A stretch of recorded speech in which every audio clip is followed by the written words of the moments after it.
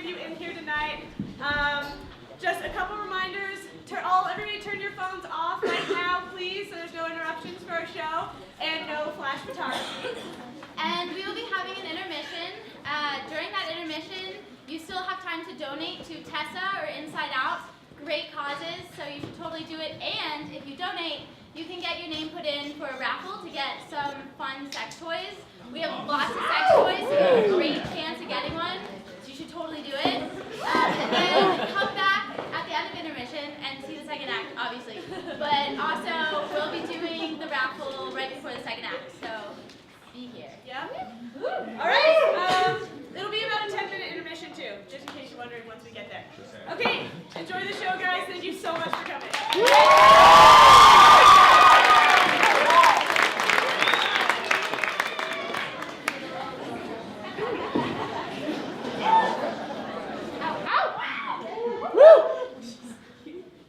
I'm sprawled on my back, legs spread across the entirety of my lofted window. Gasping for air, throat parched in the midst of approaching orgasm, I praise the Lord our God. I remember to fill up my Nalgene. I periodically look down at the top of his head, disheveled hair, eager hands navigating me.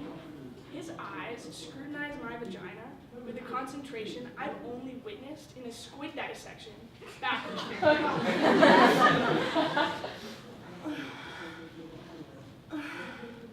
He gets harder with each one of my moans, thrusting softly as he feels me getting wetter under his touch.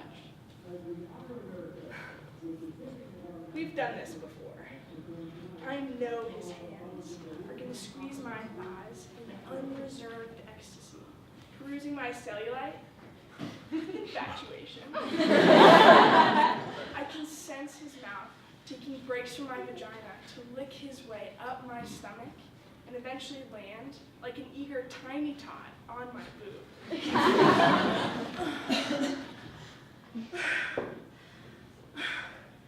Returning again to my vagina, as I'm about to come, screams stuck in my throat. He lifts his mouth from me and begins belting the national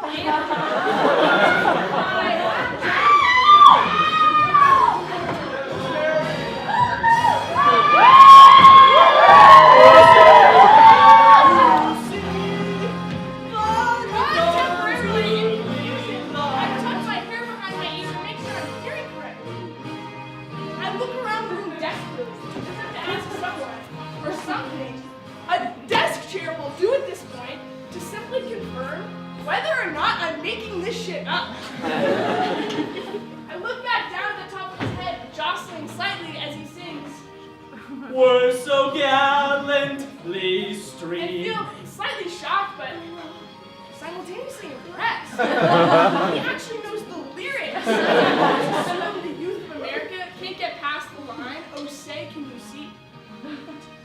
Looking back down at the top of his head once more, I shrug.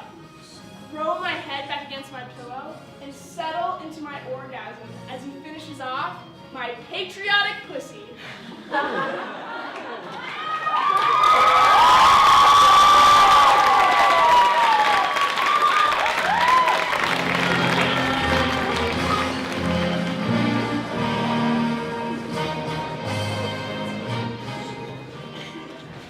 Welcome to Relations.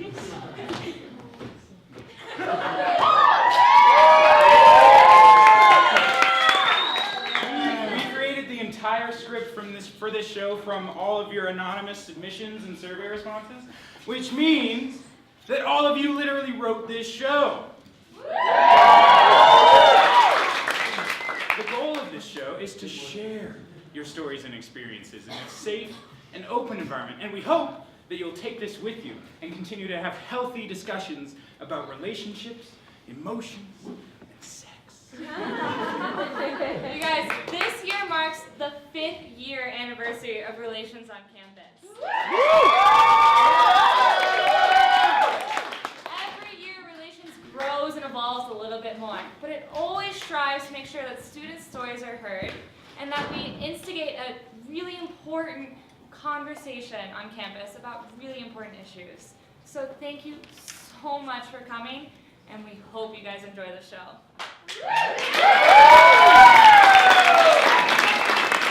Now to start us off tonight, CC Students Answer. What do you think about most often while masturbating? Eagles? Hillary Clinton. And the Statue of Liberty. How it feels. Rascal tater tots! BDSM porn. And my boyfriend going down on me. Getting fucked. Counter by a beautiful artist. Mostly, I think about my body. I love my body.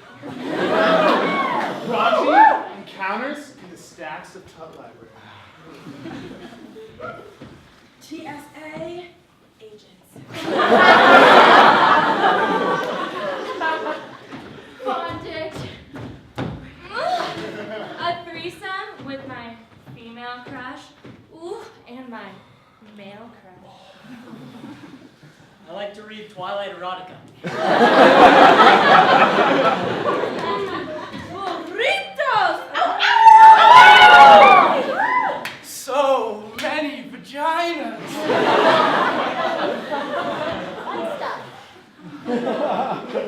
Chicks sitting on my face. Washing machines. Sex with my girlfriend. Now, not just sex, but making love after a dry spell. My kisses caress her lips, then her neck, then on down from there. Afterwards, we hold each other as we fall asleep, a blanket covering our naked bodies.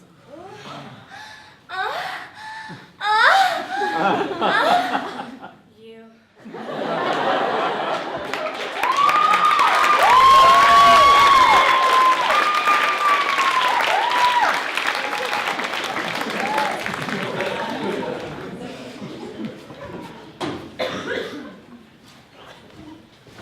All right, I wanted to run something by you guys. Okay, so yesterday, I didn't tell you yesterday, but I thought, I don't know, kind of took it out of me.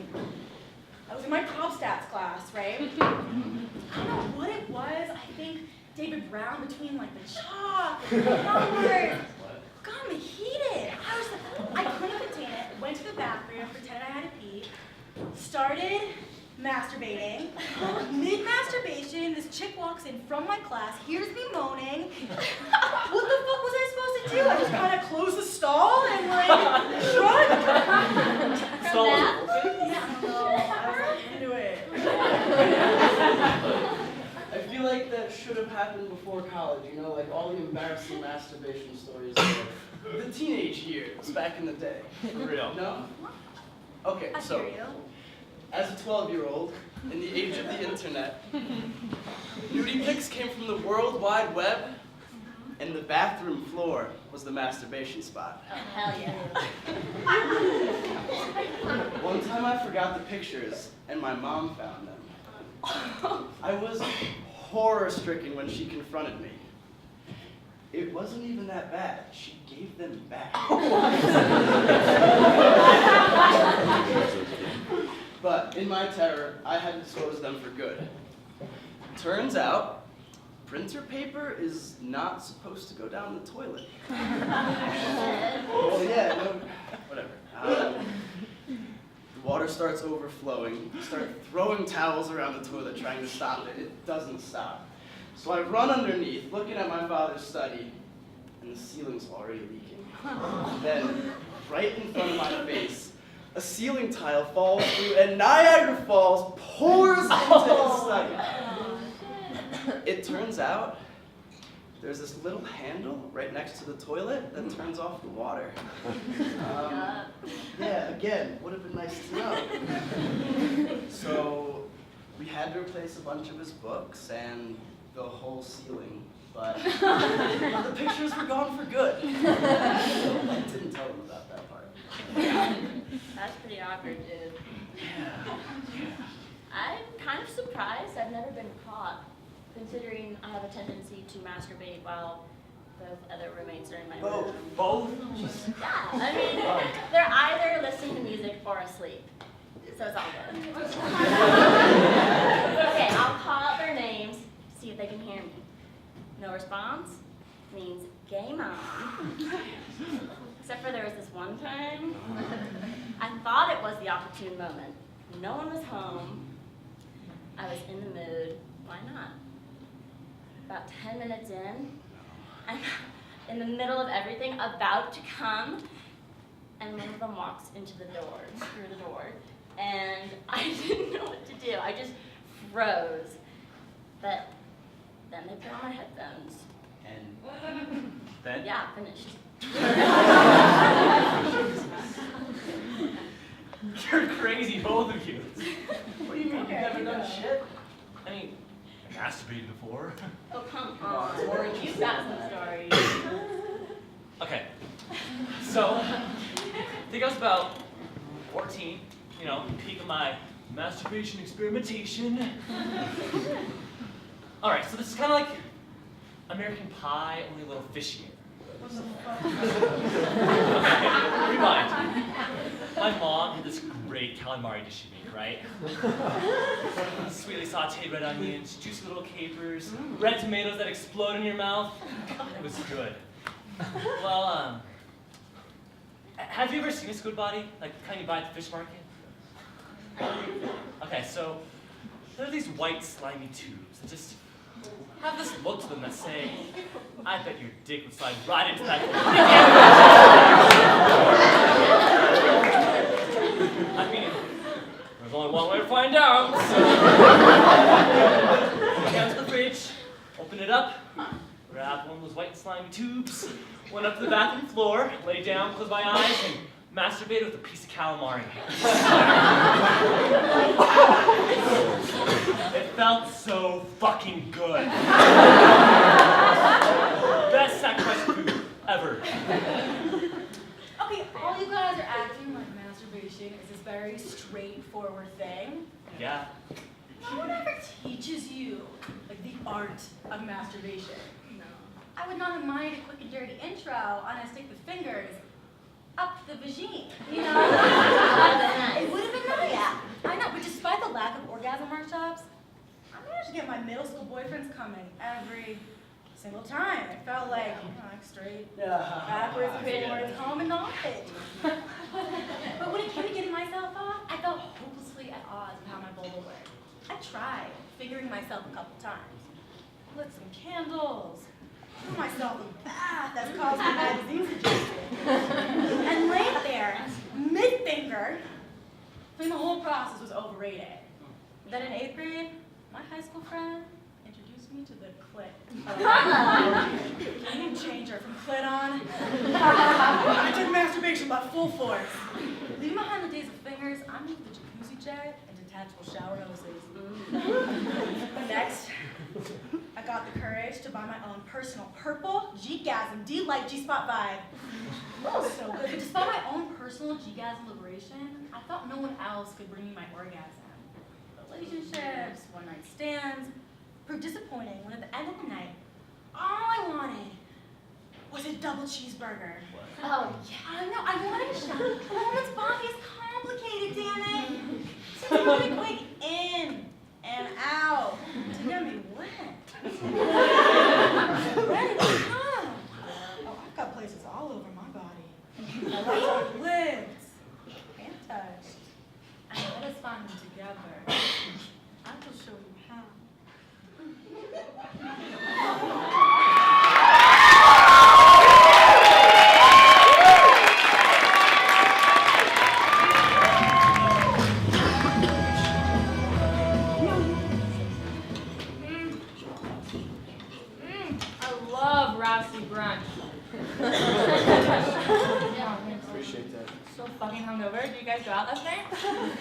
got trashed. As usual. Hey, Eris, can I borrow a phone from your backpack? Yeah, it's in the big pocket.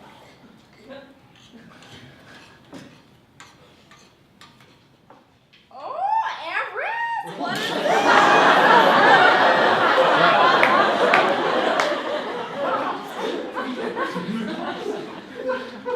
I'm sorry. Is that really necessary? Sorry. Really weird now. I know.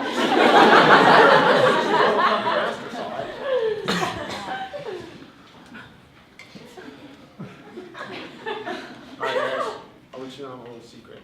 I bought my first one online. AdamandEve.com. My friends gave it to me as a joke. Yeah, okay. You guys, I got mine at Walmart. Walmart. My mom, she was in the car waiting. Weird. Mine's pink, soft, squishy, with millions of buttons. Yeah, we saw it. Mine was like super simple. Silver, hard plastic, AA batteries. Nice.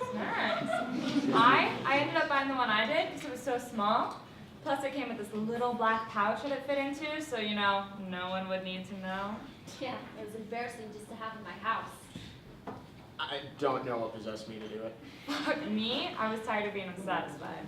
Well, cool thing though, mine was waterproof, so I could take it in the shower. I tried it as a joke. When I gave mine a whirl, ooh, I knew I had made the right choice. I had never jerked off with my brain. I had never orgasmed so big before. That my roommate would find it? I didn't know where to hide it. I was addicted. In a relationship with my vibrator. In love with my vibrator. Shower time became my favorite time of day. Mine practically had a control panel. It had like 5 different settings, 5 different simulations. This thing was so high tech, it never failed to be done. And there it lay in my top drawer, expertly hidden amongst my ski socks. And it was just tempting me. Come on, let's play. It's got a little time before class. Light some candles. You've had a stressful day. Treat yourself. My vibrator is always on my side. Times, you know, I feel kind of bad, like I was taking the easy way out. It's such a taboo subject. Like, no one wants to hear about your sex stories. Whatever. It made me feel independent. I didn't need anyone to get me off except for myself and Sasha Fierce. That's her name. Yeah, but could I get off without it? I found out my best friend had one too. A community of sex toys. I'm not so strange after all. Please don't hate them either. I'm just curious. Like monkeys. And now that he knows about it, he loves to use it on me. My girlfriend gets the shivers anytime I get it out. I already bought 3 others. Guys, it is a powerful machine with even more powerful results. I love it. I can't go back. On a desert island? You know who I'd pick. Last person on Earth. Oh, you know what I do. So, ladies and gentlemen. Don't be shy. If your girl has got one. And you know she does. Let that secret friend into the bedroom. Palms sweating. Every breathing and thigh shaking. Body quaking. No more faking. Good time. Because the good vibes, they keep on coming. And the both of you will too.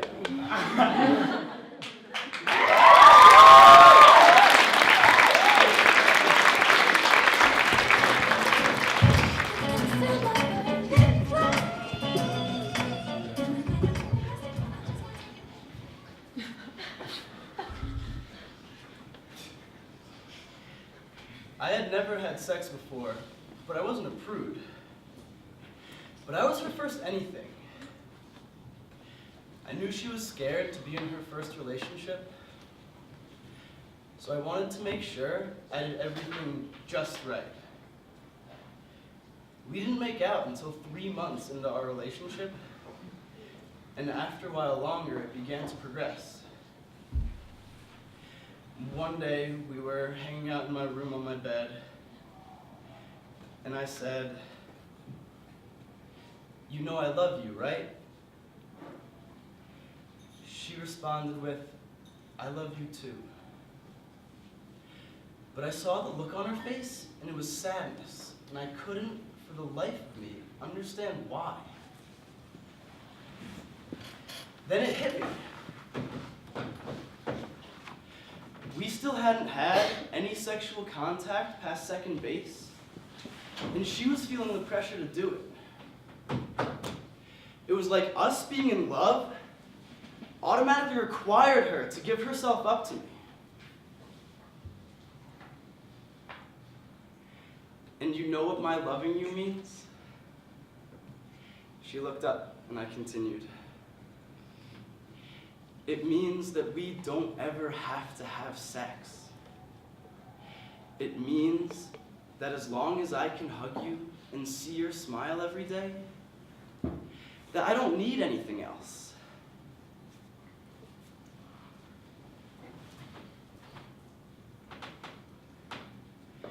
We were together for 18 months before she felt she was ready.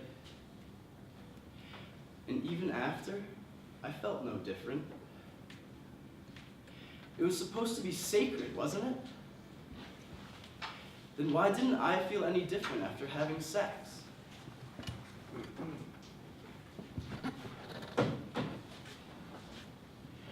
I realized only much later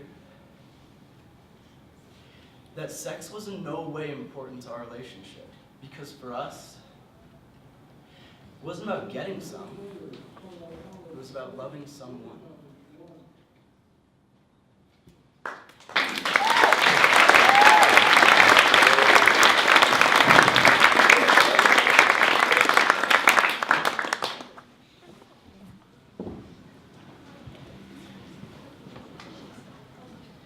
I became the other woman once.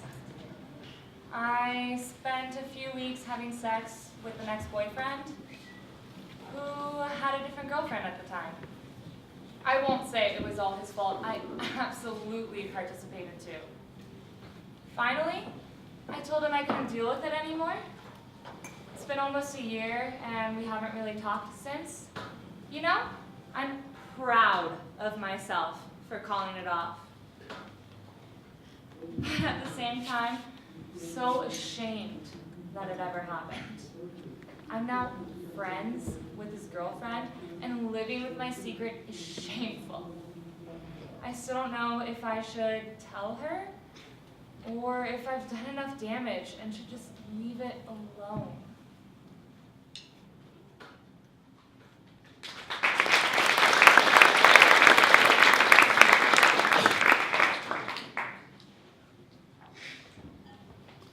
I was the first one that he ever came out to. He didn't plan on telling anyone else anytime soon. One thing led to the other, and we were a thing. But not really. I mean, we were a thing over text messages and in his single bedroom in the hall beneath mine. But to everyone else, we were just friends. No one ever really saw us as friends, just acquaintances. Not many people talk about how hard it is to be in a closeted relationship. How hard it is to not show any sign of emotion or affection or even friendship with someone just because of your sexual orientation. Because your partner's fear of humiliation. Because your health and safety depend on it. Because if the parents found out, well then, it starts off fun and flirty. Your dirty little secret. Something you feel like you can control and keep in. But as time goes on, you develop feelings for this person. You want to show the world that not only do you have the crazy opportunity to love this person, that you are associated with this phenomenal, caring, and sweet human being, but you can't. Well, because he says so.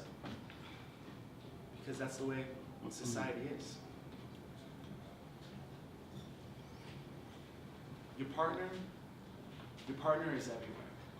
Your heart is right beside them. But you are nowhere. To my dirty little secret, I'm sorry I called things off. I wanted things to work. I wanted to be yours and only yours. I wanted to watch you change the world, or at least the CC community like you planned to. Shit. I even started watching Game of Thrones with you just so we could spend more time together. I cared for you so much, and I did all that I could to respect you and your safety, but I lost myself. My wants became your fears. Your wants became my rules. Our relationship became your dominance. Whenever someone mentioned your name, my stomach would drop. And every time I saw you in public and you ignored me or gave me the nod, I had to hold back tears. Because what it showed me was that something so special to us, or at least to me, was only a construct of text messages, sex, and my heart.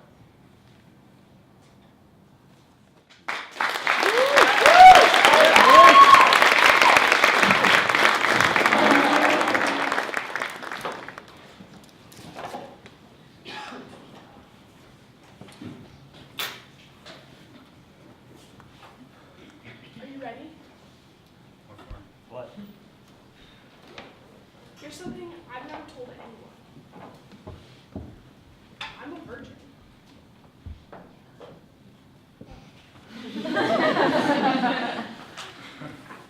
I really don't know why I've been so scared to talk about it. I guess I'm ashamed, but everyone has something they're ashamed of, something they want to keep quiet. For example, Monday morning, I'm not going to go up to you guys and tell you about all the sexy sex that I didn't have. But why should I be ashamed about that? You guys should be able to have sex with as many people as you want without being afraid of getting called a slut. Just like I should be able to choose not to have sex without being afraid that it'll be a reflection of my character. Right? It's all so confusing. Slut, virgin, there's no in between, just mixed messages. We're supposed to what again? How? Is there a rule book or something that we're supposed to be aware of? Yeah, I mean, I'm a virgin too. But, I mean, I've never had sex. But, I don't feel bad about it, or try not to. I still have extremely deep relationships. I'm kind of just enjoying a lot of hookups.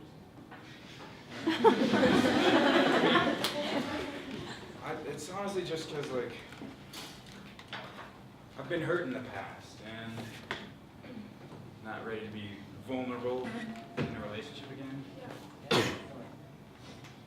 I know I've had more sexual partners than most at CC, but that should in no way define me. Slut is a derogatory term that people use to put women down who are sexually exploratory, and I'll be damned if I'm gonna feel bad about exploring, right?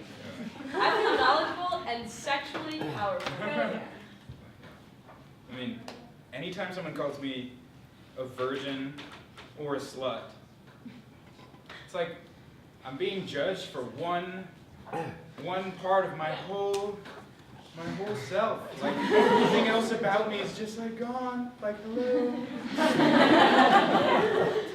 I feel like, for the most part, we're all going through the same shit, you know? People, bodies, experiences, they're so different. Kind of like parts of this kitchen.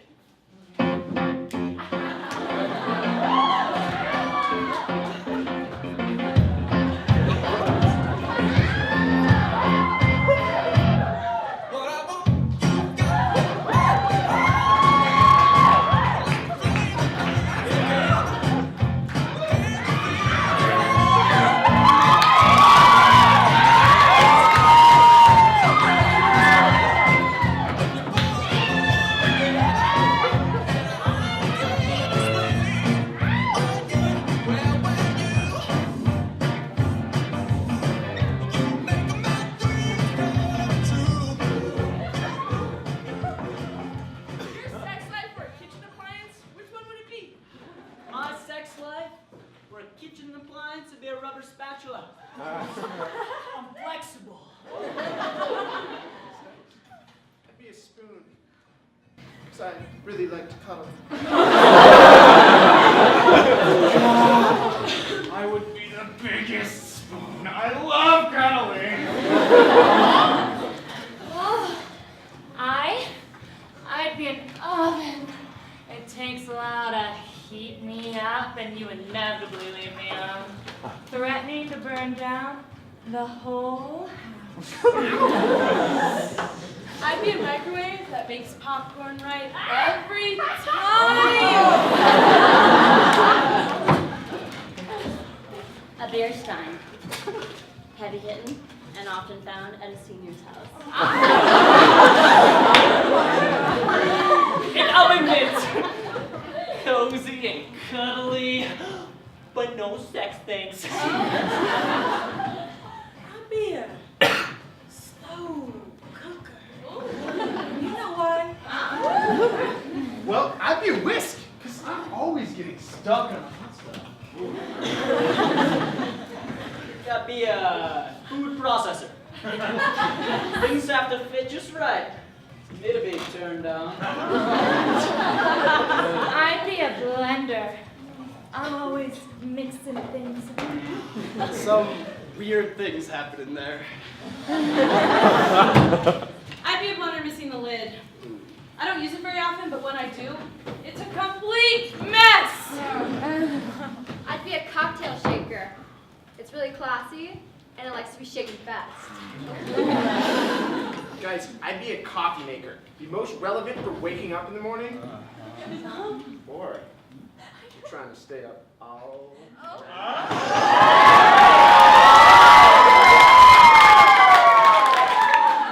God, I'd be a toaster. You know, because things never come out the same way they went in.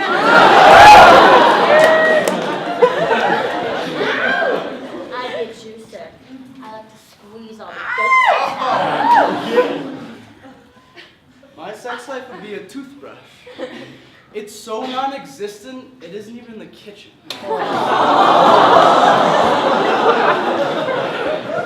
Yeah. Meat tenderizer!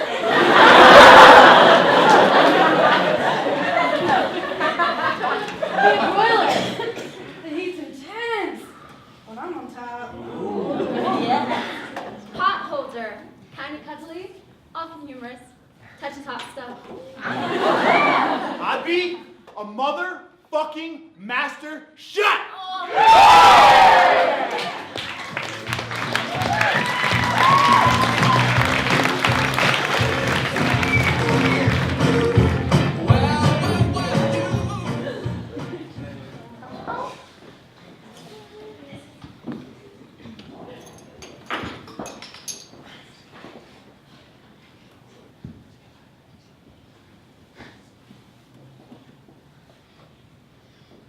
I took the bait. I fell for her.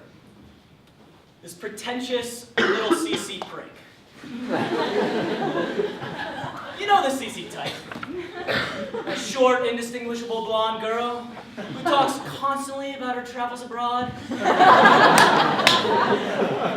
Mastery of the French language and obsession with Bon Iver. She wears flannel constantly. And the prayer flags. Very CC type. I totally fell for her. She broke up with me. Started fucking some senior. I'm convinced she was fucking the senior before we broke up. Who knows? Speculation. You know, I'd be walking across campus, and I would think I saw her. Walk up, but really, nope, it's not. I've done this a number of times since dating small, blonde CC girls. Walk up to say, hey, oh, you're a completely different person. You know, but really, you're the same person in only a slightly different way. There's an army of them. You get dumped by one girl, one guy, you'll find another girl or guy who's exactly the same. Same characteristics, only maybe likes slightly different indie music bands. Maybe been to a different set of exotic Southeast Asian countries. But still has the same fucking prayer flags.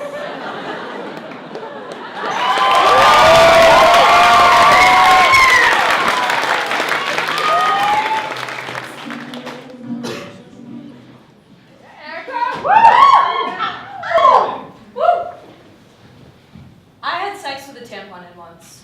And as terrible as that may sound, it was actually fantastic. Okay, a few months later, I found myself in a very similar situation. But since the tampon made for such a good experience the first time around, I thought, why not go for it again? After a wonderful, sweaty, spicy session of sexy time, I realized something was missing. Yeah. My tampon had completely disappeared into my vagina. So there's a rogue tampon somewhere in my body. I have no idea where it could have gone. What's going to happen to me? What kind of diseases I'm going to get? Seriously? Where the fuck could it have gone?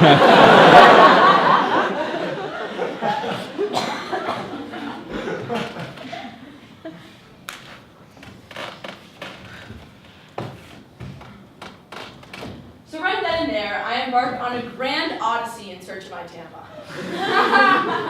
After 10 minutes with no luck, my mystery man selflessly volunteered to be the searching hand. His hand was longer than mine after all. So here we are, lights on, both naked, my legs wide open, and his hand casually searching the depths of my love canyon.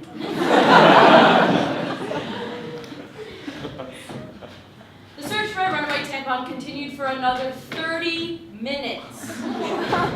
I was about to give up all hope and ask to be driven to the doctor when suddenly, thank God, he let out a great cry of relief and literally escorted the tampon out of my lady cave. So after all that, it turned out to be fine in the end. But, moral of the story, never have sex with a tampon in. And to my mystery man, thank you for your wonderful performance, because I will never forget that night.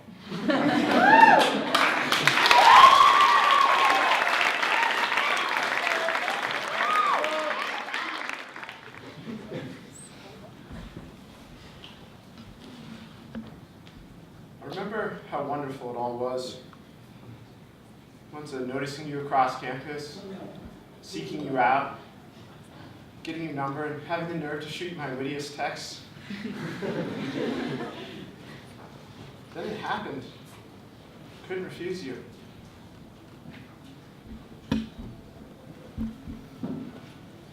Made me feel so respected the way you were asked and reassured as you wove ecstasy through my body. You made me feel comfortable. Made me feel safe.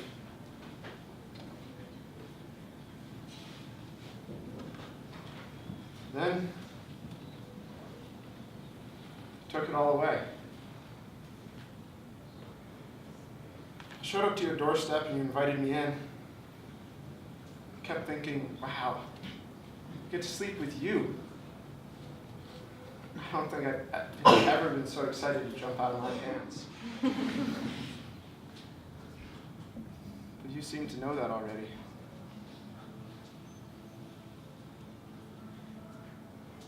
Shut the door behind you and took off your clothes. Right then I should have walked away. Should have wondered where the intimacy and respect I'd experienced just a week before had gone to. I was with you. The thought of walking out on you was paralyzing. So I followed suit.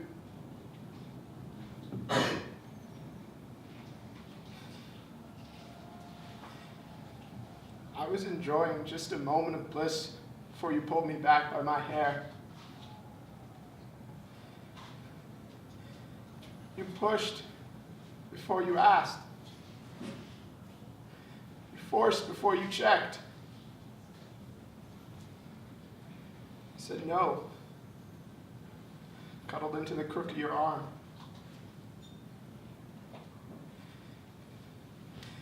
The way you grabbed my arm and threw it across the bed, leaving my body no choice but to follow, is humiliating.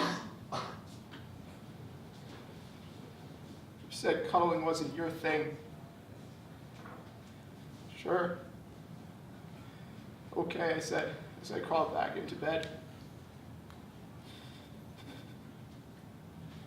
Again, your hands were on my shoulders. You pushed after you asked. You forced after you checked. You made me feel degraded.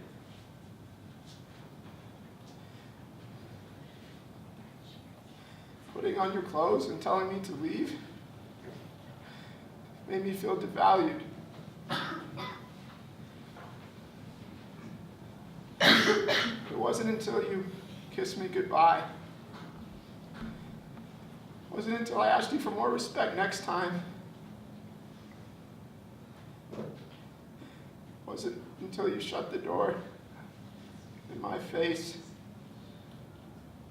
with a simple, sarcastic response. Next time, that I felt cheap.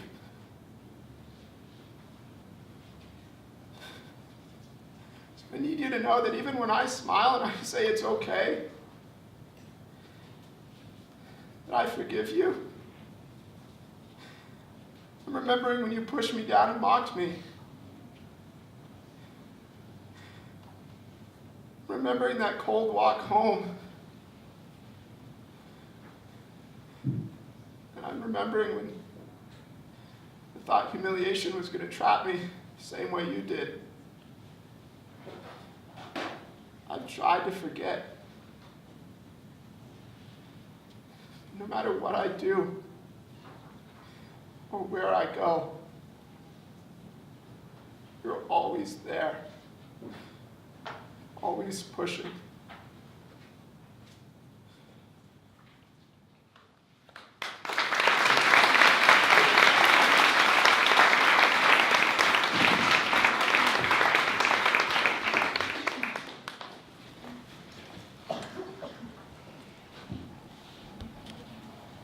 I was shocked to learn the prevalence of sexual violence at CC.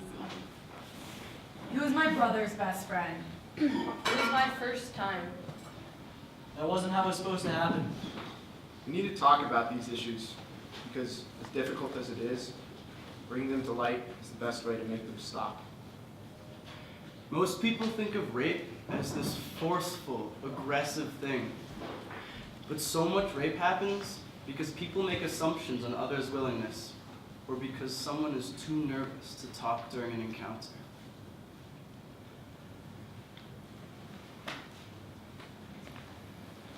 I said stop. He didn't stop. I guess I just let him keep going. I mean, I should have jumped off the bed or pushed him away or something. But I just thought that he would listen to me eventually. But rape is violent. Like a dark, scary alleyway and a gang of men violent. Not a dorm room with Frank Sinatra playing in the background. I mean, this can't be rape. Right? Was I leading him on? My body said one thing, but my voice said stop. Is it my fault? I mean, it must be partly my fault because I didn't do anything. I didn't do anything.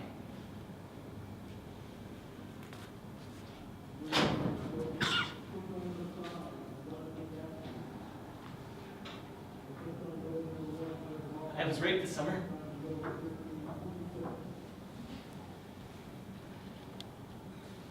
I was wasted, but I said no.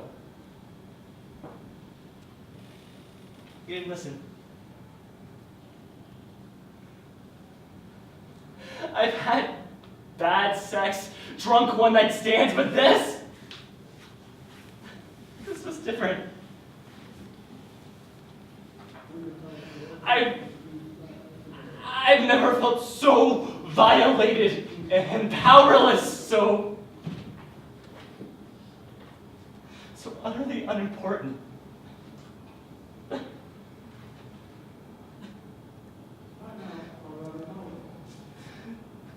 You were one of my best friends.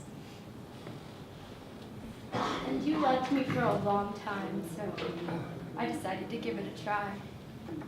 The conversation after. How rich. Why did you think it was okay to pressure me? You thought I was pressuring you? I choked in surprise. Okay, so maybe I didn't jump out of the bed. But were you listening?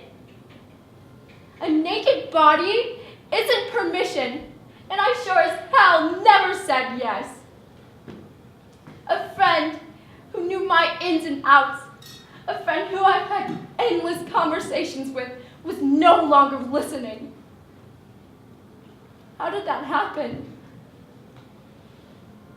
I don't know if I'll ever understand, but I shouldn't try to forget. I feel like we often struggle to know how to start conversations about sexual assault. Jessica Valenti has this quote that says, "The absence of a no is not the same thing as the presence of a yes." And until American culture and law frame sexual consent as proactively, enthusiastically given, there won't be any justice for rape victims. It's time for the U.S. to lose the no means no model for understanding sexual assault and focus instead on only yes means yes.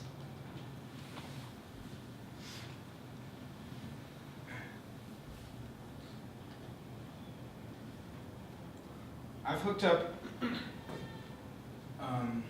with girls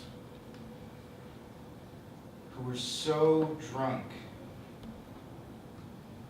that they couldn't remember having sex the next morning. When I ask them about it, they don't seem to think of it as an issue. I was also drunk, so I can say that my judgment was impaired too. But I don't think that's an excuse. I still feel guilty for not having realized until after the fact that I shouldn't have engaged. At the time, we both seemed to be consenting, We knew what was going on. And like, some people say that when you're drunk, you can still make rational decisions. You can still think.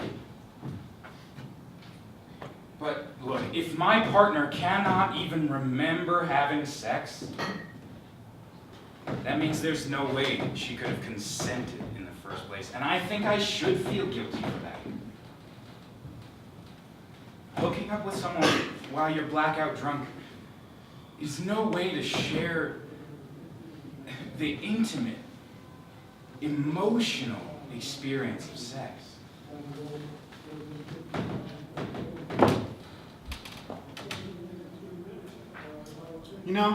I've been in a relationship now for 2 years, and consent is still a very important part of our sex life. We always ask how things feel and what the other person likes, because it changes on a day-to-day basis. And when one of us feels like we aren't being heard in the bedroom, we always talk about it afterwards. The sexiness of consent? It's underappreciated.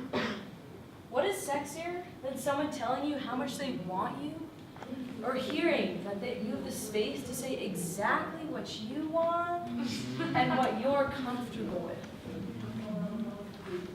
What is sexier than trusting your partner to be okay with a no this time?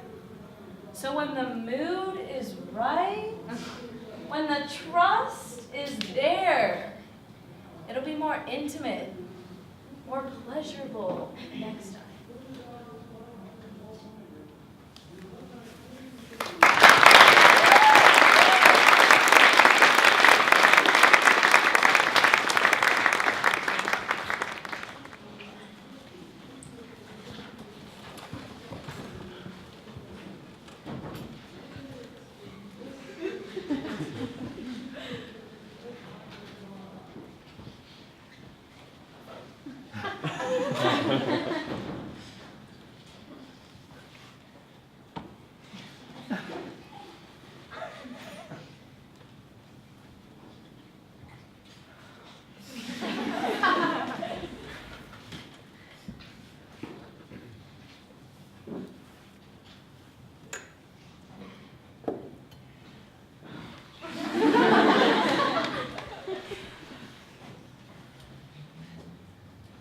I want to touch you exactly the way you like to be touched.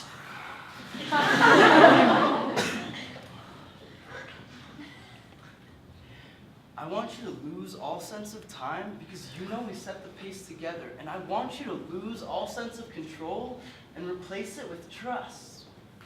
I want to give you that kind of orgasm that makes you forget about everything else. And I want you to know the whole way up that we can come down anytime. Huh? Our trust is what makes this so hot. Makes it so fun to strip all your other layers off. Because you know that my first intention is to make you feel good. To share an experience of intimacy that takes us to a place that is ours alone. I love it. When you tell me what you want. When you tell me harder, or faster, or lower. Nothing turns me on more than when you tell me what feels good. Can I please unbutton your pants?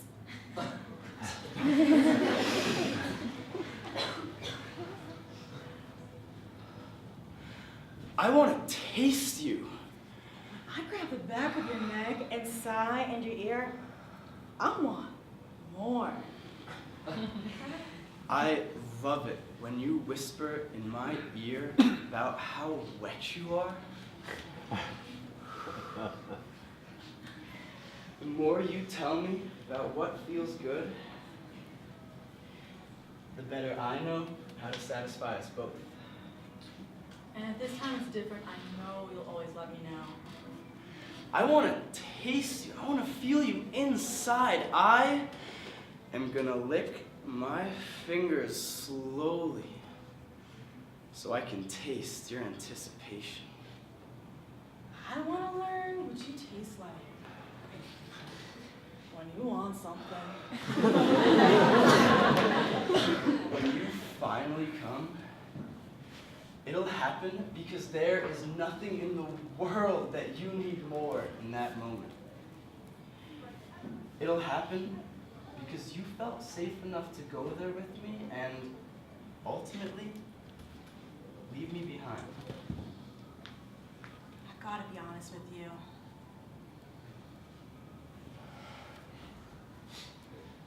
Making you come is a bit of an ego boost. There's definitely this moment where I'm like, yes, we did it! Hell, fucking yeah! But I know my ego doesn't really have anything to do with it. I know my hand or my tongue was really just in the right place at the right time. And no, I'm not the best you'll ever have, and no, my spirit animal is not really the clitoris.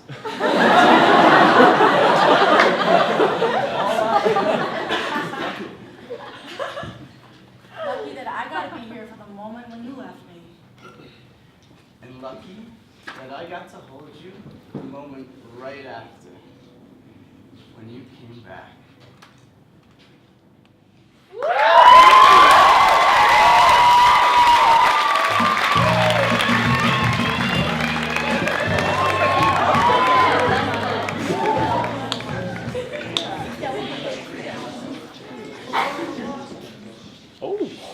Holy moly, that was a fun party. Yeah, it was pretty average. They had an entire cake. Yeah, they did. It's really fun. This is my room. Let me see if my roommate's there. Thomas? He's not there.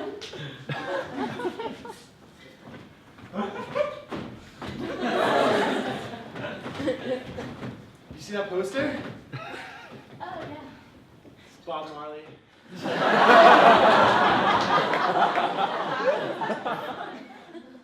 Rasta. So what do you think, though?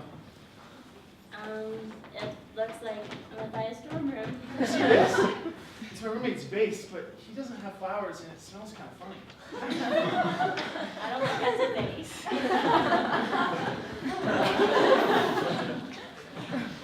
Here, have a seat. It's my bed.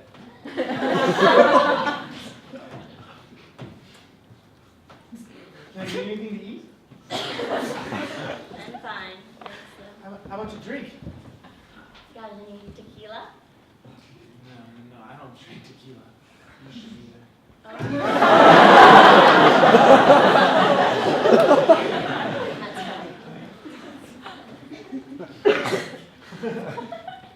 This was my first time. We topple onto my bed and string our clothes off. Whew. As I toy with her, between her moans, her pretty body, abruptly, her face cements. Her eyes penetrate mine. Get inside me. I go pale. You mean let's fuck? My heart starts racing. Oh my god! Oh my god!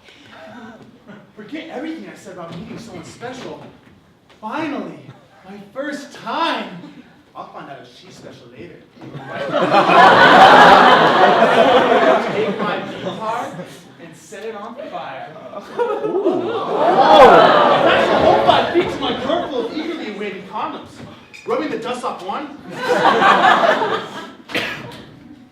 I can swear it shouts, I'm free! Coming back, I hop onto my bed, and just as I start to roll it on, I look down.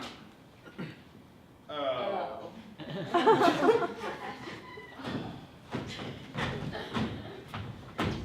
This is my first encounter of the affliction commonly referred to as whiskey dick. I'm going into emergency mode. What is it cure to make myself stand at attention? Furiously, I start jacking with the Franklin's wonder form CPR. Oh, I'm so close. My heart starts racing. I try to roll on the condom. It seems futile. But I have to try. My partner stares at me. Her eyes say everything. You've got to be kidding me. Hey, I'm working on it. I want to shout back, but she's perfectly flat about it. And oh so seductively, she whispers, Maybe it'll help if I put my mouth on it. well, I wouldn't complain. She slowly leans onto me, about to do the dirty deed, and then we top off my lofted bed. But this does not deter us. She collecting ourselves on the floor. Oh! I'm so glad she seems to really want to make this happen. Soon, she gets it working again. Are you good? Yeah. Are you sure? Of course I'm not fucking sure. Positive. baby. And as fast as I can, I lunge at her like a fencer would. Touche. I'm not too certain what's going where. I try again, then again. Frankly, between the drunkenness and the awkward feeling of wearing a condom for the first time, I can't really feel a thing. Finally, it's in! I'm pretty sure my reaction is something like Vogel from Superbad. I start thrusting. I keep going at it for a little bit, but then I go flaccid again. It may be my first time, but I'm pretty sure my machinery isn't working as it's supposed to. Whatever. I had fun anyways. I finished her off with my fingers.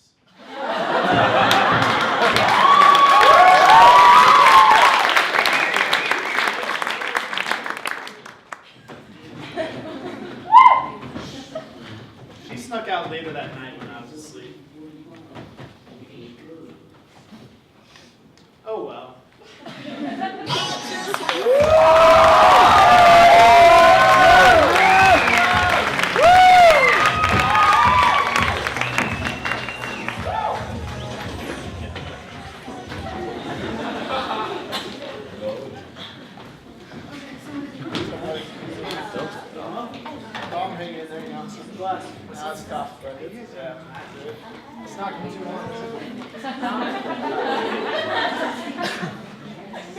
Hey guys, listen up real quick. Hey, shut up! Heard you last night. Yeah, I had sex.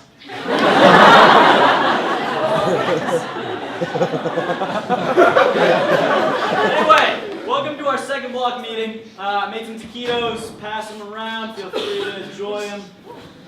You know, taking this FemGen course right now, we've been talking a lot about sex. And I was thinking about hookups. You know, we're in college now. We can talk about this stuff, right? Like, what is your ideal hookup sound like? Taste like? What does your ideal hookup feel like? What are like the 5 senses of your ideal hookup? I don't know, man. It's like two humans getting together, you know, like any two humans get. Why? What is your ideal hookup look like?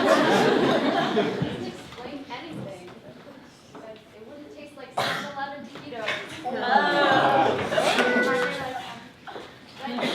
It would feel like the warm buzzes you get when your crush smiles at you. Oh, yeah. And the shock of an electric socket. Alright guys, hear me out. This is gonna sound a little weird, but just go with it, alright? My ideal hookup would kind of be like a fresh dumpling. Yeah, right? Kind of soft on the outside, juicy on the inside. It kind of pops in your mouth, lingers on your tongue. Yeah. It's like that. Ooh, I could get into some candles. But we know that'll never happen. All I care about is pussy, pussy, pussy. I like when there's a lot of gasping. Moans are okay. Gasping, so much better. Okay, but only real sounds? Real sounds only, no faking. I really don't care what it sounds like. Whatever escapes. Ugh, but no farting this time.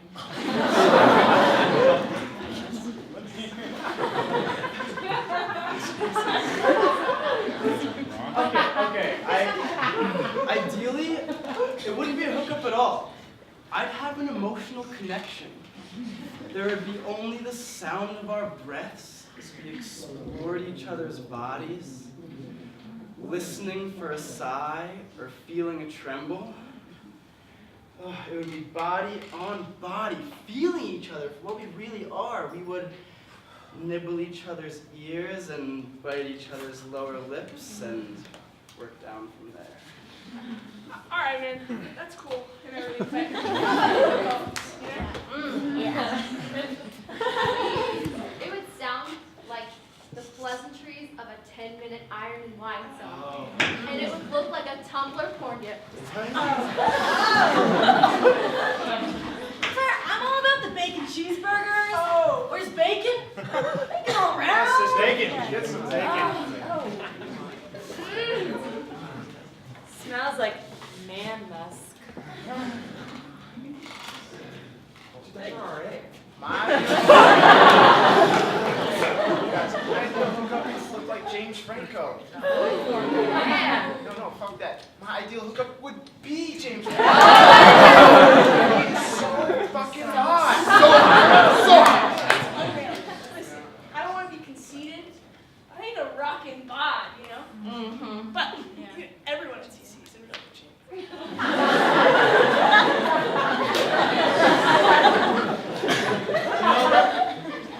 I dig fuzzy socks.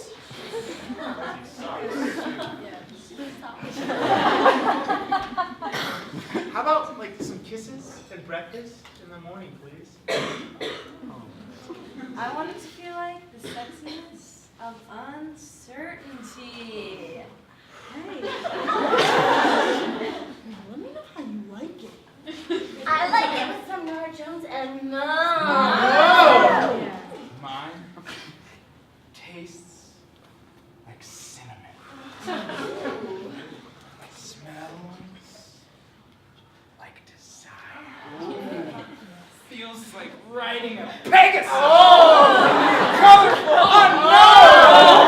Oh God, it looks like a glowing orb of supernatural radiance. Sounds like a fucking orgasm.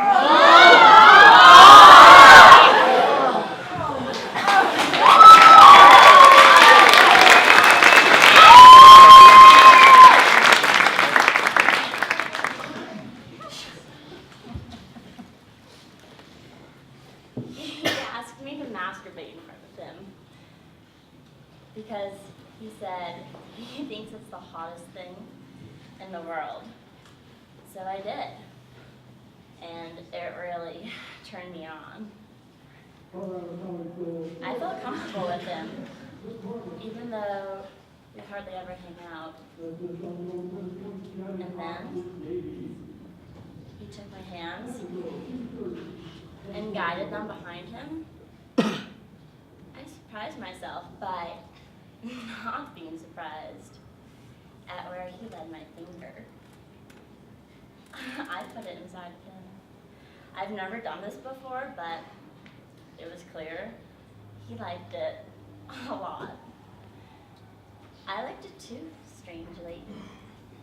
It was exciting to know that he felt comfortable enough with me to try something new. But afterwards, he seemed embarrassed, and he apologized for having me put my finger there. I told him he shouldn't be embarrassed, and that I liked it. For the rest of the night, we continued to joke and flirt, and he turned on the lights and made me tea, and we drank it naked, standing in the middle of his cluttered room, talking about him, me, us, love, sex, and CC.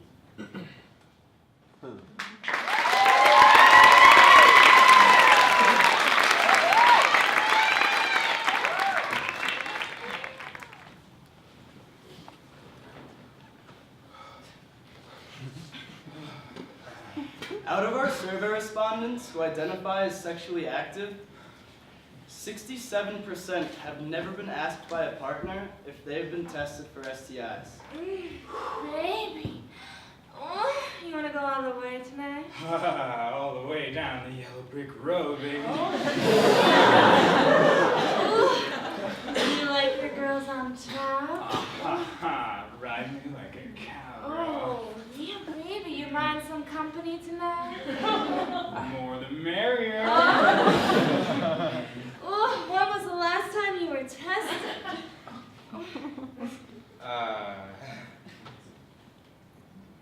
I'm kind of embarrassed to say that.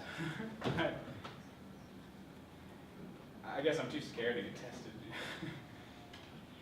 And 38% of respondents have never been tested at all. I mean, you've seen it. It looks clean. But really, 80% of all STIs don't show symptoms. It's okay. I get tested twice a year at least. And if we're gonna take this past the occasional hookup, I wanna get you checked out. That way, we can ditch the condom, have more fun later. Holy shit. That is the motivation I needed. Oh my god.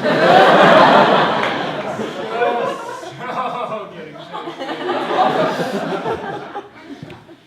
1 in 4 Americans will contract an STI at some point in their lifetime. I have an STI.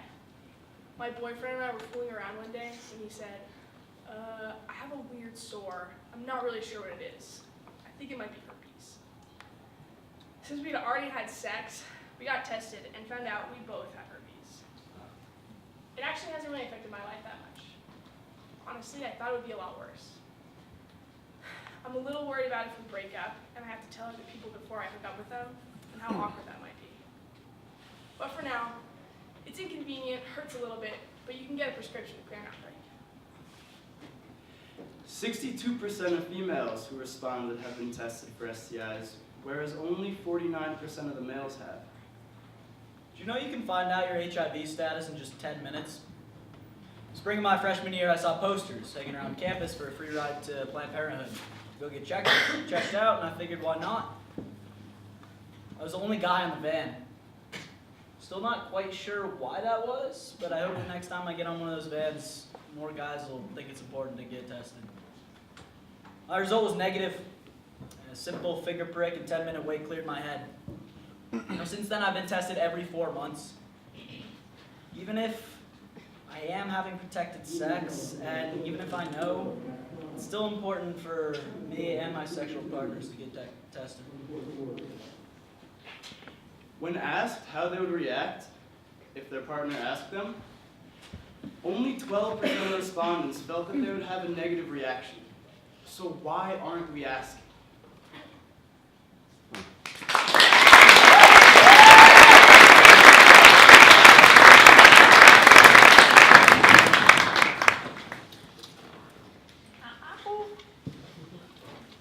Okay, we got this.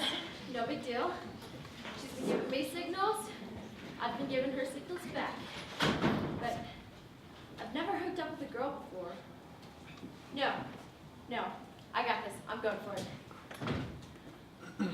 No, this is a terrible idea. Oh my God.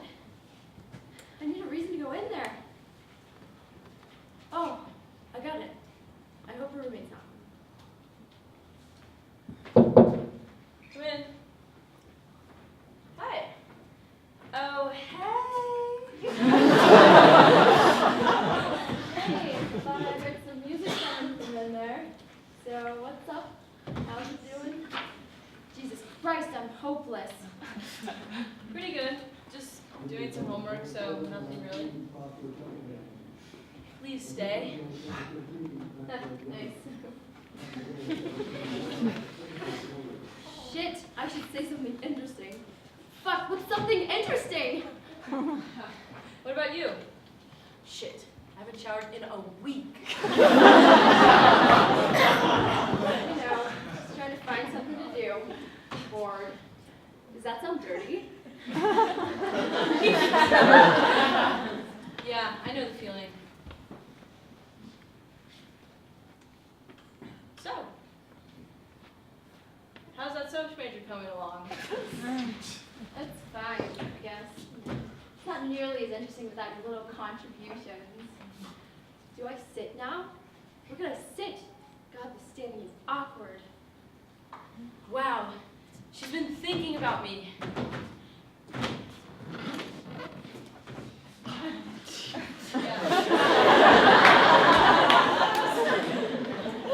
Bad. I'll probably take another social class sometime soon. But this is like the first time this year we haven't had a class together, huh? Yeah. And I miss you like hell. Yeah, that's kind of weird. I miss sitting next to you in class. What the fuck was that, Sam?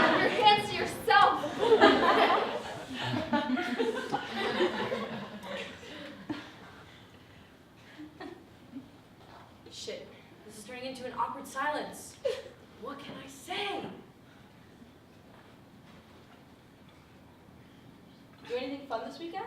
I don't know if you call it fun. I just locked myself up in my room and sat up with some Talenti gelato from the C-store and watched all the episodes of Game of Thrones. Shit, somebody shut me the fuck up! First season? Yeah, sometimes I feel like I'm Khaleesi. Khaleesi is fucking hot. Oh god. Was that too obvious? Yeah. Anyway, I enjoyed myself. Oh god damn it!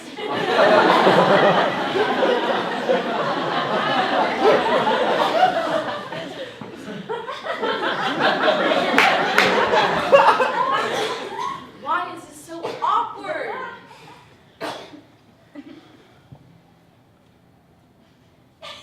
I was actually gonna watch the first season, the first episode of the first season. Do you wanna watch it with me? Please say yes. Please say yes. Please say yes. Yeah, sure. Keep it cool. This could happen. Fuck. Did I remember deodorant?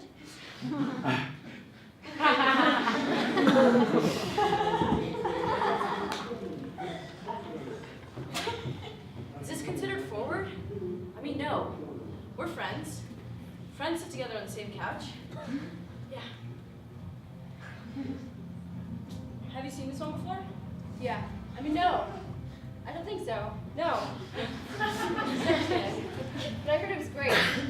Of course I've seen it. Why am I so nervous? 2 girls, 1 bed, no problem. Hey. What about you? No, I haven't seen it, but I've only heard good things. Lies. Blatant lies. I've already seen it twice since it's aired. Cold? Fuck. I must seem so transparent now, but god damn it do I want you to say yes. Yeah, thanks. I'm actually plenty of shit. Hell, if you're asking, hell yeah. This could be a sign. I'm gonna wait for the next one. Next one, and I'm going for it. Wait, how's my breath? Yes, perfect. Wow. Sitting this close to her is actually really turning me on. I hope she can't notice. You want this, right? Yeah. Fuck yeah. Her boobs look amazing. Now I just have to wait and see if she's interested. No big deal. Oh God. She just touched my shoulder. Intentionally, it seems. She's not looking at me, but that was intentional for sure. Yeah, baby! Fuck, what do I do now? Do I just go in? No. No. She thinks I'm straight. No, I know. Yes, yes, yes! I think this is going to happen. Now what do I do? I'll just wait and let her figure it out.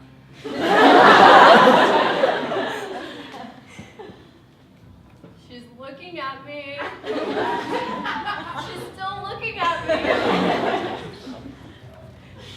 Can I kiss you?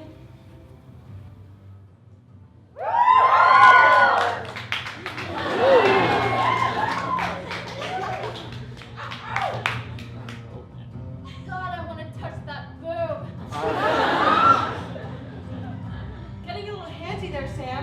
Can't say I'm complaining. Can I touch her ass? I want to touch her ass. Touch my ass, Sam!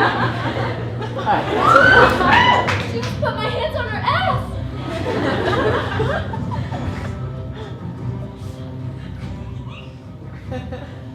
Wow, this cannot be her first time.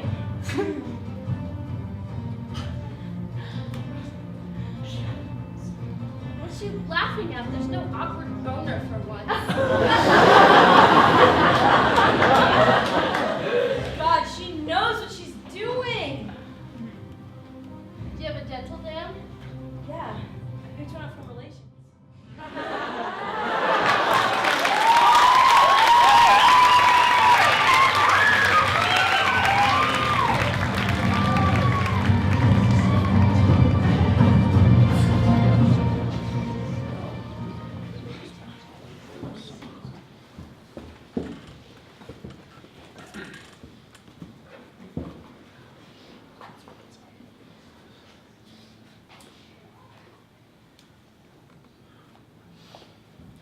You know, I'm addicted to like 4 substances.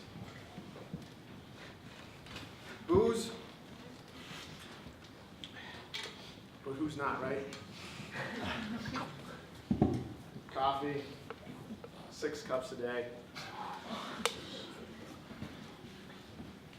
Cigs, half a pack a day. For lack of a better word, vagina. I'd say pussy normally, but out here it feels wrong. You know, I was given the option, cigs or pussy. I dropped cigs in a flash. I love pussy. I don't know how else to say it. Call me hungry, but it's true. Touching it, smelling it, tasting it, it's the most amazing thing in the world. And each one is unique. The scent on your finger afterwards, it's kind of like pencil shavings, right? Getting there and already being wet, seeing the woman through her vagina. I love laying my hand along it and remembering the feeling. Leah's stays on you for days, no matter how much you lost. And Vanessa's just fucking pops out like a marble. And Anna might sound like a proper name, but oh no. She's not. They're all beautiful and magnificent. They have their own character, their own special traits that's so easy to fall in love with. For me, woman's vagina is special. So from the bottom of my heart, thank you.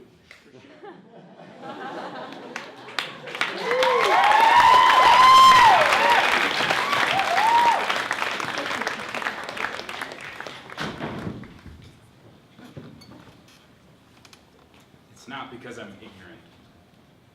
Not because I'm naive. It's not because of my parents. It is not because I like to tease. It's not because of health class. It's not because I've never loved. It's not because I've never had an orgasm. It's not because it's easy. Not because I've never wanted to. It's not because of church. It's not because I had a bad experience. And it is not because I'm afraid. To the person that I will spend the rest of my life with,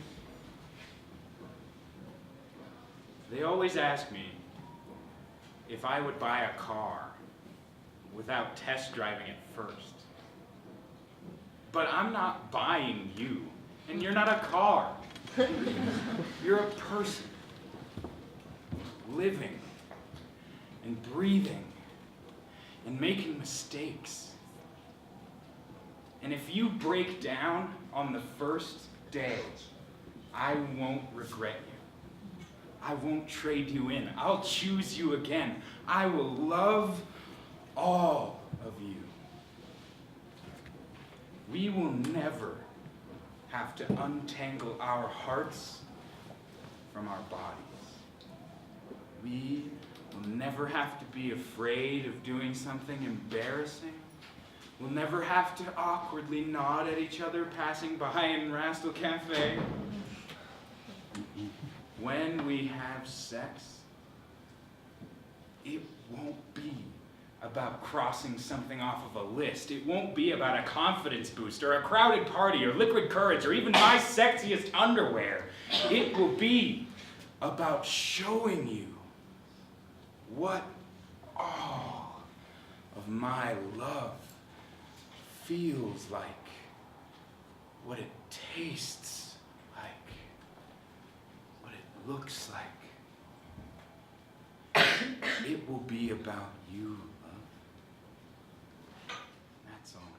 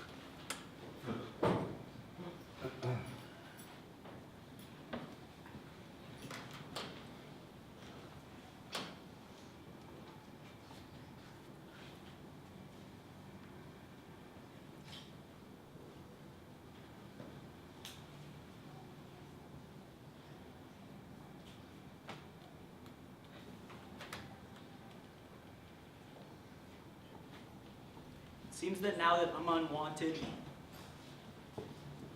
you don't want me? Which is fine. You don't need to want me. You don't need to need me. I don't need you. I still want you. And I kind of have you. But really don't, though.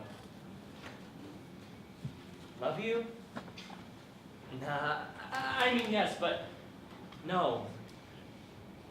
Not that I don't, I shouldn't, but I don't. You can read me. Usually. I mean, if you could, then you would.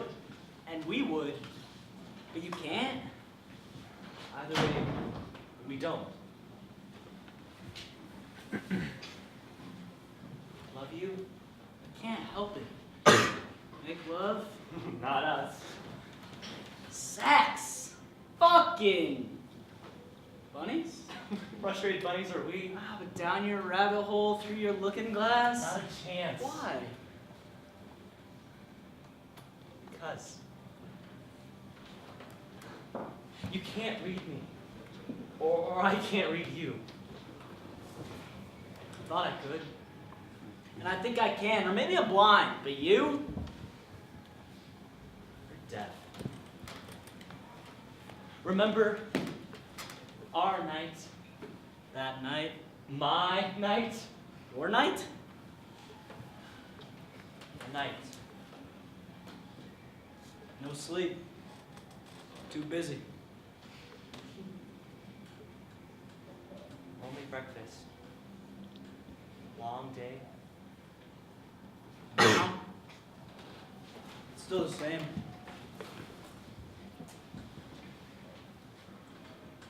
Can't help it. Rude awakenings. Cold sweats, lucid dreams, memories, wishes, misconceptions. Blending like wheatgrass. Hard to swallow. Hard to keep down. Aftertaste. You always lead. I always follow. Reality. Dreams. Tangling like I wish our legs would. Going nowhere particular, just Me wanting, you denying or teasing. Man can dream. dream and tease. Sinking low. Like a new moon at sunrise. Visible. But your voice, sexy and surround sound, Heartbeat, bass. magnetic melody. Who's positive? Who's negative? Doesn't matter. Cheshire Cat conductor says play on, so let's play. With each other? Sure. Just let me catch you. I'm sure you know. I'll keep chasing. See the horizon lights? I'll catch you before they're doused by the sun. And then, burn down Wonderland.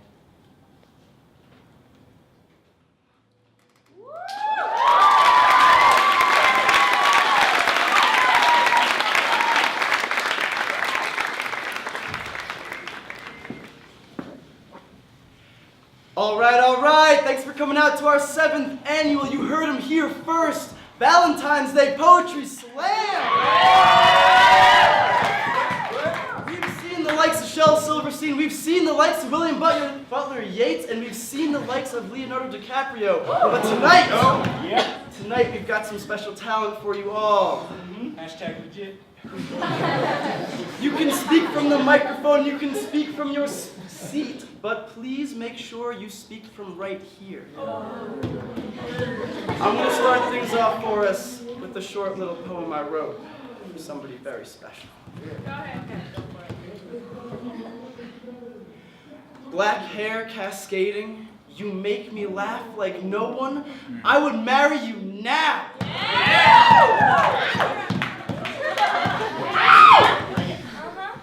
Alright, what you got? You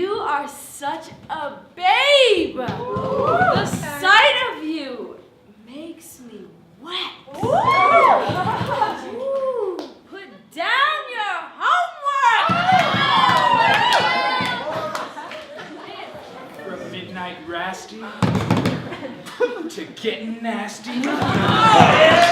and muffling my moan.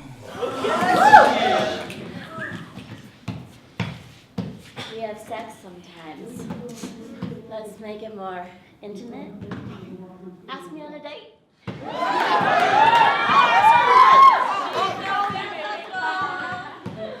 You are strong and brave and stand up for what you believe in. I admire you.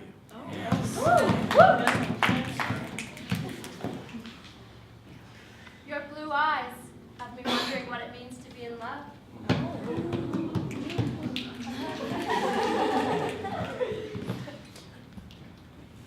Tuna fish sandwich. Oh! Yes. For breakfast, lunch, and dinner. I want to eat you.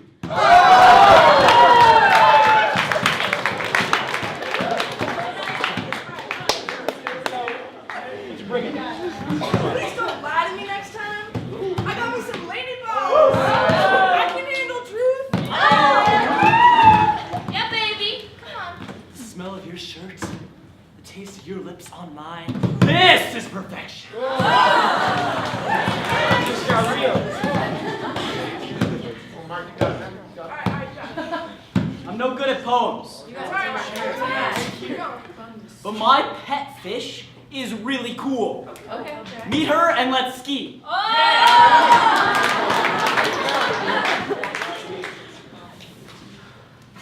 what you got?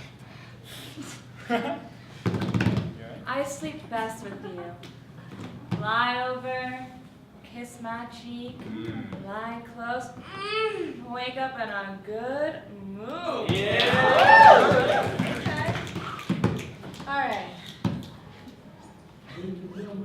I want to kiss you because your lips look so soft. But we are in class.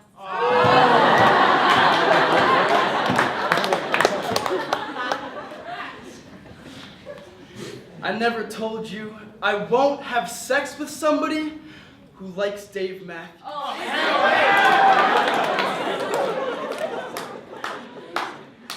Glasses are so hot. They'd be hotter with some steam. There's a closet here. Sexy. With some pensive inclination. And maybe going commando!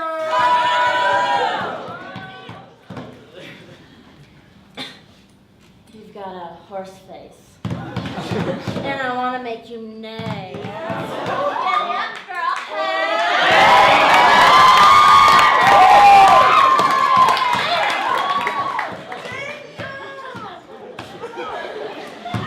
We hooked up last year. Chat me up. Let's reunite. I feel that. I want you so good.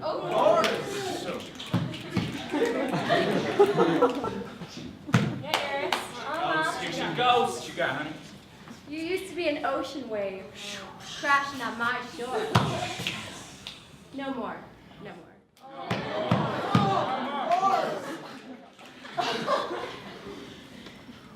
Sex is funny. Tummy to tummy. Fuck like bunnies. You're so yummy.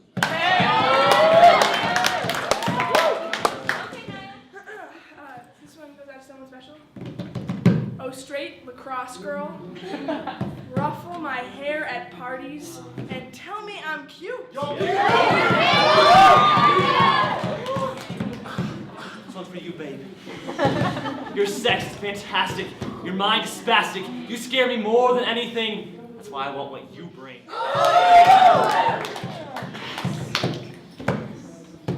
On stage in flannel. I'm performing a piece you wrote about us.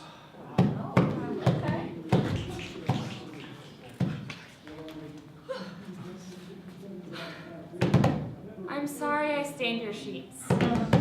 Blue from face paint. Thank you for the tea.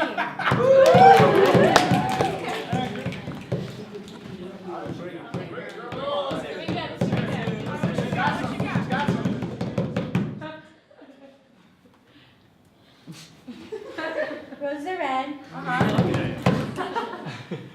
Violets are blue. That's true. I'm kind of horny. Let's have some sex.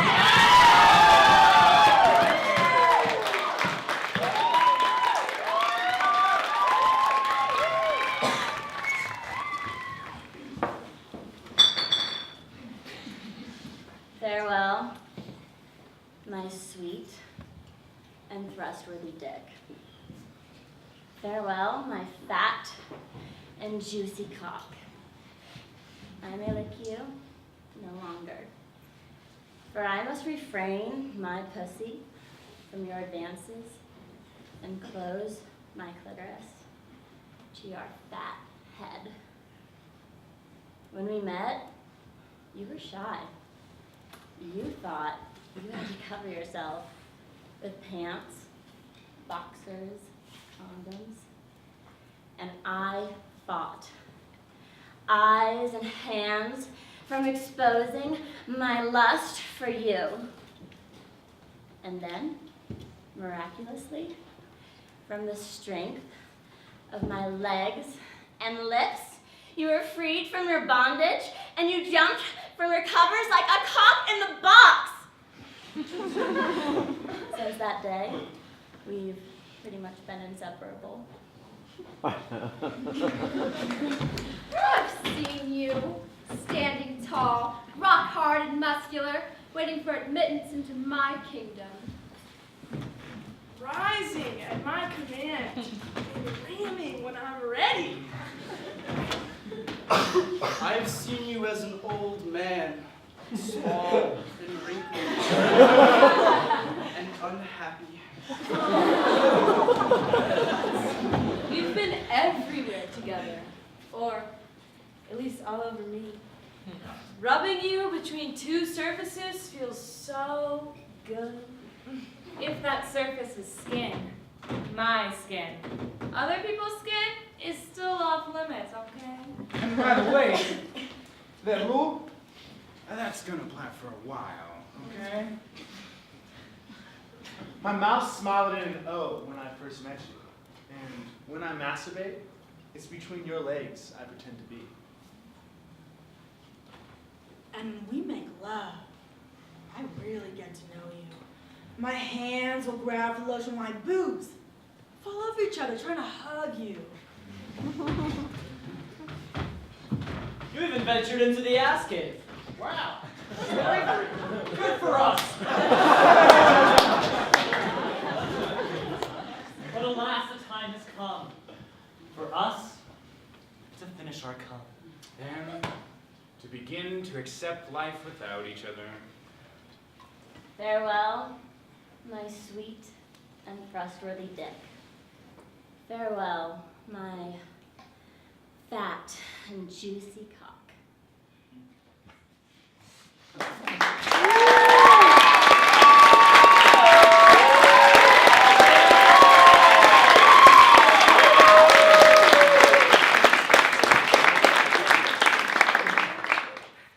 Thank you for trusting together, for listening, for participating. Thank you for sharing your vulnerability and your first, for your whole self and not just a fraction or facade. Sex can be scary and bad just as often as it can be exciting and good. So thank you for sharing both. We want to extend this feeling of openness and safety to others so that we can all feel comfortable in sharing these insights and discussing our relationships. It's okay to speak your mind. It's okay to try new things. It's okay to let yourself be seen. Thank you for sharing, because that is what makes the world go round. That is what makes love and happiness into our hearts. Talk your face off. I want to know what you're thinking. Let's not be alone in our thoughts. Thank you so much for just sharing your playfulness and your awkwardness. When I'm sharing with you, I'm giving you stories and emotions and myself and expecting nothing in return. Relations was the idea of a space to talk about sex and CC and to act. And it's still that. But it's now also about the people, the quirks, the laughter, and the massage circles. It's said a lot around here, but we really are a community. And a damn beautiful one at that. You have empowered my voice and given me the permission to play. Thank you. I hope sharing our experiences will help you to navigate your own. Relations has showed me how to have a close, intimate community. And then you don't have to be with everyone you're intimate with. There's no jealousy, embarrassment, or hurt here. Just good, loving fun and trust. Lots of trust.